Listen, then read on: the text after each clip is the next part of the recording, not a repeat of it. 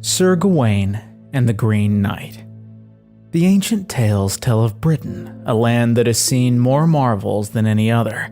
Here, King Arthur, most honored, ruled a kingdom famed for its chivalry. At Christmas, King Arthur's court in Camelot was filled with unmatched merriment and mirth for 15 days, with gladness and gaiety and din of voices by day and dancing by night. Queen Guinevere, the loveliest of ladies, presided. Arthur had a custom. He would not eat until he was apprised of some strange story or a challenger seeking a champion. And suddenly, a new noise drew near. A perilous horseman entered, the mightiest on Middle-earth in height, so huge he seemed half a troll. He was glowing green all over, greener than green enamel on gold, from his clothes to his great thick green stallion. He wore no armor, but carried a holly branch and a monstrous axe. He asked, "Now where is the governor of this gathering?" The court was silent, thinking him a phantom. Arthur welcomed him. The knight offered the strangest Christmas pastime anyone was ever to behold. Strike him with his axe, and he could deliver another in return in a year and a day. When silence again fell, the knight mocked them. "Is this Arthur's house, the rumor of which runs through realms unnumbered? Where now is your haughtiness and your high conquests, your fierceness and fell mood and your fine boasting? Now are the revels and the royalty of the Round Table overwhelmed by a word by one man spoken, for all blench, now abashed, ere a blow is offered." Arthur's blood shot to his cheeks in shame. Incensed, he declared, "Good man, 'tis madness thou askest, and since folly thou hast sought, thou deservest to find it," and thus seized the axe himself. But Sir Gawain stepped forward, saying it was unfitting for the king, and the court agreed. Gawain took the axe, stating, "In good faith, I, Gawain, am called who bring thee this buffet. Let be what may follow, and at this time a 12-month in thy turn have another with whatever weapon thou wilt, and with none else but me." The Green Knight calmly laid bare the flesh of his neck. Gawain swiftly brought it down where the neck was bare. The fair head fell to the floor, and the green arrayment was stained with red. But the knight neither faltered nor fell. He stoutly strode forth, reached out among the rows, caught up his comely head, and quickly raised it. He then hastened to his horse and strode aloft, holding his head in his hand, seating himself firmly in the saddle as if unharmed. The Green Knight menacingly turned the face towards the Lady Guinevere, then towards Gawain. It lifted its eyelids and looked at them broadly, speaking words that could be recounted. "See thou get ready, Gawain, to go as thou vowest. To the Green Chapel go thou, and get thee such a dent as thou hast dealt me. Indeed, thou hast earned a nimble knock in return on New Year's morning. Therefore come, or to be called a craven thou deservest." With a rude roar and a rush, he turned his reins and hastened out through the hall door with his head in his hand. No man in that court knew from what country he came, or where he had journeyed. Arthur attempted to dismiss it as cunning play, but he hung the monstrous axe over the table on the tapestry as a constant reminder. Gawain was merry as he began those games, but if the end is unhappy, it should be no wonder, as a year slips swiftly by. The doleful passage of time began. 1 year hence, he would meet his end. And on that cliffhanger, I'd like to tell you why I'm even interested in this story, and why I think it's so important to tell it. This is the Catholic Men's Podcast, helping you find good works of literature for the Catholic gentleman. So what made me think about this story? I've actually been wondering about it, and have been wanting to cover it for a couple of years now, because there's a beautiful moral to it that I think every Catholic gentleman should know. Well, a couple days ago, I was fascinated by this picture from a page called Unusual Diaries. I think I can get it in an overlay here. There we go. It showed 3 men in medieval armor, and the caption read, "In 1915, the people of Tbilisi paused in disbelief.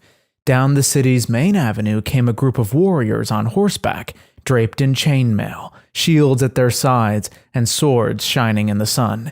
They weren't actors. They weren't a parade. They were real. The riders were Kevsors, mountain warriors from Georgia's remote Kevsereti region. For centuries, their people had lived by a code of honor, faith, and warfare. And though the modern world had moved on, they hadn't. They still wore medieval armor. They still bore the cross on their tunics. They still fought with blades forged in the old way. Some said they were descended from crusaders who never made it home, that their ancestors stayed behind after the Holy Wars, settling in the Georgian mountains and passing down their armor, customs, and courage. Let me get rid of this overlay here. Now, why are we so fascinated with medieval armor and swords? It's because we associate them with the golden age of chivalry and a code of honor long forgotten. Now, the golden age of chivalry began when noble knights answered the call of Pope Urban II to go on the Crusades. Deus vult, God wills it, was their battle cry, as they went to rescue the holy places of Palestine from Muslim domination and to defend the pilgrims en route to the Holy Land who were being enslaved or slaughtered. Léon Gautier, in his book Chivalry, summarized the ancient code of chivalry of the Middle Ages and what he called the Ten Commandments of Chivalry, and I'll recount them for you now. Thou shalt believe all that the church teaches, and shalt observe all its directions. Thou shalt defend the church. Thou shalt defend the weak. Thou shalt love the country in which thou wast born. Thou shalt not recoil before thine enemy. That's a really hard one. Thou shalt make war against the infidel without rest and without relent. Thou shalt perform scrupulously thy feudal duties, if they be not contrary to the laws of God. Thou shalt never lie, and shalt remain faithful to thy pledged word. Thou shalt be generous, and give largesse to everyone. Thou shalt be everywhere and always the champion of the right and the good against injustice and evil. So those are the 10 Commandments of Chivalry. They're amazing. Now, today's story is called Sir Gawain and the Green Knight from the Arthurian Legends. And I think why people are so fascinated with these stories is that they represent many of the elements of the code of chivalry, even though these tales are all legendary and it's doubtful if King Arthur ever even existed. Now, this is a very mysterious and strange story, so I needed a lot of help interpreting it, and I referred to this book published by Ignatius Press titled Classic Literature Made Simple, 50 Great Books in a Nutshell by Joseph Pearce. Can you see it? Oh, they've got the sun there. So this is what he says on The Green Knight. It's chapter 10. The author of the late medieval Arthurian romance, Sir Gawain and the Green Knight, is unknown. He was a contemporary of Geoffrey Chaucer, which means that he was writing in the late 14th century. And that makes so much sense because it was written after the golden age of chivalry, and it already shows the beginning of the decline of the Middle Ages. So instead of being God-centered, there were a lot of strange pagan elements creeping in: magic, witches, wizards, the nightly pursuit of personal fame rather than God's glory, etc. And I have to say that having read actual true accounts of saints who were gallant knights, the Arthurian legends are kind of a letdown. Unfortunately, it recounts a lot of things that might bother someone trying to maintain the virtue of purity. It's a crime to me that so many people read these strange fictional stories with pagan elements of magic creeping in, while the true stories about saints who practice the code of chivalry are never even referenced or talked about. If you want to hear some of these true stories, I'll link a playlist at the end of the live stream, but don't go there just yet, because I believe that Sir Gawain and the Green Knight is absolutely worth hearing, and it would be a crime to never bring it up on this literature podcast.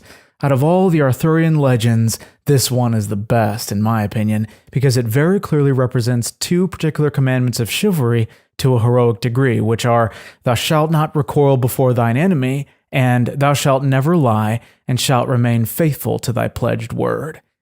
Before we go on with this story, I just wanted to make sure that everybody's on the same page, because the first part was pretty high-flown English.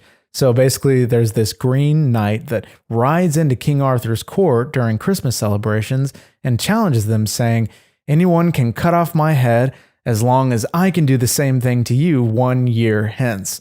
And Sir Gawain says, don't do it, King Arthur, I'll do it for you, because the man offended him, you see.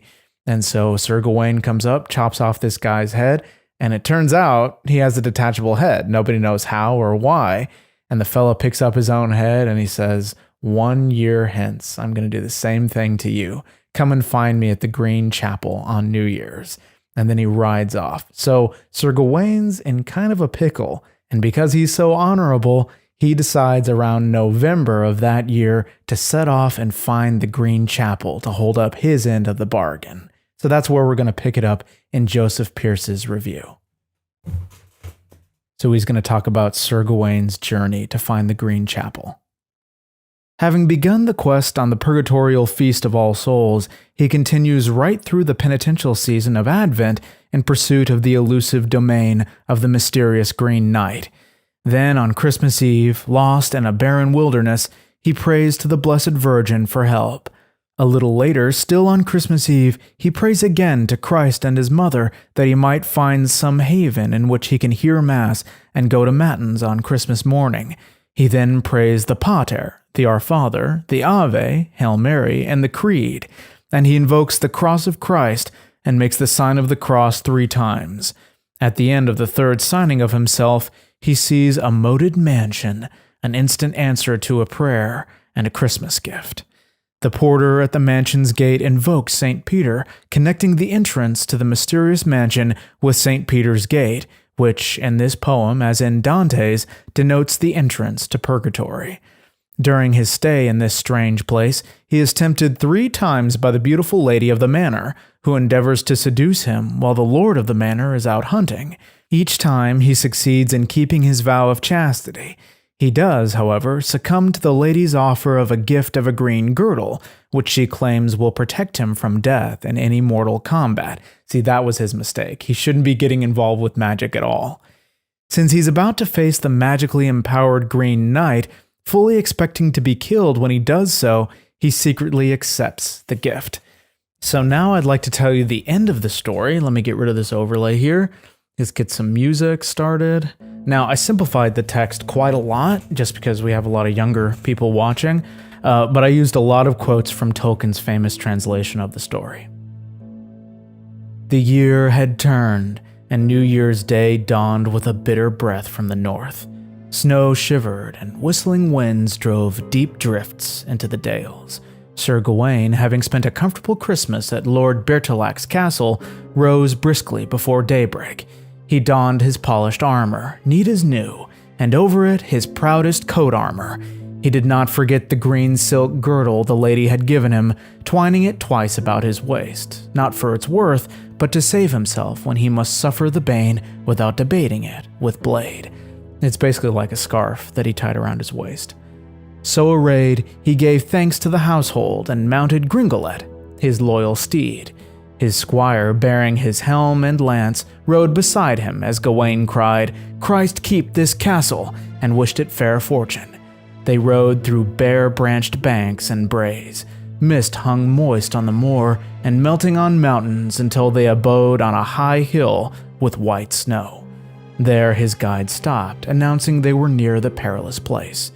He warned Gawain that the worst wight in the world dwelt there, a monstrous man who delighted to strike, mightier than any, and knew no mercy. He urged Gawain to go another way, promising to keep his secret, never saying he fled for fear. But Gawain regretfully thanked him, declaring that if he departed in fear, he would be a coward knight. It would be inexcusable. He would fare to the chapel, whatever befell, and have words with that wild man as he wished, come fair or foul as fate allotted. The guide, seeing Gawain's resolve, pointed down a rockside track to the bottom of the baleful valley, where a little to his left he would see the chapel and the grim man. He bade farewell, refusing to go further, and galloped away, leaving Gawain alone. Gawain said, "By God on high, I will neither grieve nor groan. With God's will I comply, whose protection I do own." Gawain spurred Gringolet down the rough brae. He gazed about, finding it a grim place, with no sign of shelter, only sheer hillsides and notched crags. He saw a mound near the green's marge, a worn barrow on a brae by a bubbling flood. He dismounted, debating what it might be. It had a hole at each end, grown over with green grass, hollow within, an old cavern or cleft. Can this be the chapel green, O Lord? He wondered. Here the devil might say, I ween, his matins about midnight. From beyond the stream, he heard a sudden startling noise, clattering in the cliff as if grinding a scythe, whirring and rasping like a mill race. As God wills, Gawain quoth, my life though down I lay, no noise can me affright. He called out aloud, Who is master in this place to meet me? A voice from above replied, Stay, and thou shalt get in good time what to give thee I vowed. The Green Knight then appeared, hurtling out with a horrible weapon, a Danish axe 4 feet wide. Guised as before, he strode haughtily over the snow. Sir Gawain met him, neither bent nor bowed. Gawain, said the Green Man, may God keep thee. On my word, sir, I welcome thee with a will to my place, and thou hast timed thy travels as trusty man should, and thou hast forgot not the engagement agreed upon between us. As this time gone a 12-month, thou tookest thy allowance, and should now this new year nimbly repay thee. He told Gawain to remove his helm and receive his pay, his helmet, reminding him of the single swipe Gawain had dealt. Gawain replied, Nay, by God that gave me my soul, I shall grudge thee not a grain any grief that follows. Only restrain thee to 1 stroke, and still shall I stand and offer thee no hindrance to act as thou likest right here. He bowed his neck, showing no fear. The Green Knight gathered his grim tool, heaving it aloft as if to destroy Gawain. But as the axe came down, gliding, Gawain shrank a little with his shoulders. The knight jerked back the blade and reproved him. Thou art not Gawain, who is so good reported, who never flinched from any foes on fell or in dale. And now thou fleest in fear, ere thou feelest a hurt. Of such cowardice that night I ne'er heard accused. Neither blenched I nor backed when thy blow, sir, thou aimedst, nor uttered any cavil in the court of King Arthur. My head flew to my feet, and yet fled I never. But thou, ere thou hast any hurt, in thy heart quailest, and so the nobler knight to be named I deserve therefore. Gawain replied, I blenched once, and I will do so no more, but if on floor now falls my head, I cannot it restore. But get busy, I beg, sir, and bring me to the point. Deal me my destiny, and do it out of hand, for I shall stand from thee a stroke, and stir not again till thine axe hath hit me. Have here my word on it. The knight heaved it aloft again, but held back his hand, missing Gawain again. He merrily remarked, So now hast thou made thy heart whole, a hit I must make. Gawain angrily answered, Why, lash away, thou lusty man. Too long dost thou threaten. 'Tis thy heart, methinks, in thee that now quaileth. The knight then lightly lifted his weapon and let it down neatly, the bent horn of the blade towards the bare neck. He hurt him no more than to snick him on one side and sever the skin. The edge sank through the fat, shedding shining blood over his shoulders. When Gawain saw the gore, he sprang out a spear's length, brandished his sword, and spoke boldly, Have done, sir, with thy dents. Now deal me no more. I have stood from thee a stroke without strife on this spot, and if thou offerest me others, I shall answer thee promptly, and give as good again, and as grim, be assured, shall pay. But 1 stroke here's my due, as the covenant clear did say, that in Arthur's halls we drew. And so, good sir, now stay. The Green Knight stood off, resting on his axe, gazing at Gawain. He spoke merrily, Fearless knight on this field, so fierce do not be. No man here unmannerly hath thee maltreated, nor aught given thee not granted by agreement at court. A hack I thee vowed, and thou'st had it. So hold thee content, I remit thee the remnant of all rights I may claim. So that's a very interesting ending, and let's return to Pearce's summary to figure out what happened. When Sir Gawain finally meets the Green Knight, the latter reveals that he was the lord of the mysterious mansion, and that it was he who had instructed that woman to test Sir Gawain's chastity. I sent her to test thee, and thou seemedst to me truly the fair knight most faultless that e'er foot set on earth. The Green Knight then rebukes Sir Gawain for his act of deception in keeping secret from him the gift of the green girdle, a sin for which Sir Gawain receives a token wound. So that's why he got nicked the last time. Mortified, Sir Gawain confesses his sin and curses the covetousness and cowardice that had caused him to accept the gift, begging the Green Knight's forgiveness. At this point, the Green Knight is revealed as a priest figure, as he absolves Sir Gawain of his sin in a doctrinally accurate depiction of the sacrament of penance. Thou hast confessed thee so clean and acknowledged thine errors, and hast the penance plain to see from the point of my blade, that I hold thee purged of that debt, made as pure and as clean, as hadst thou done no ill deed since the day thou wert born.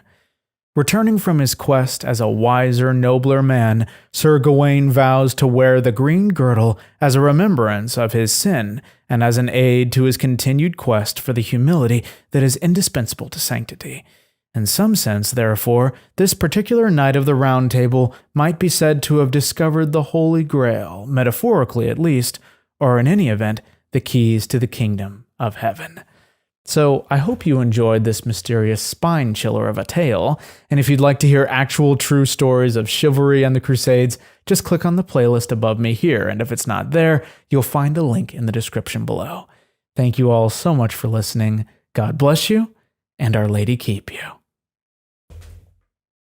You awake, Griffin? Come on in. Come on, come see me. Come say hello to the camera. There you go. Good boy. I think you were fast asleep.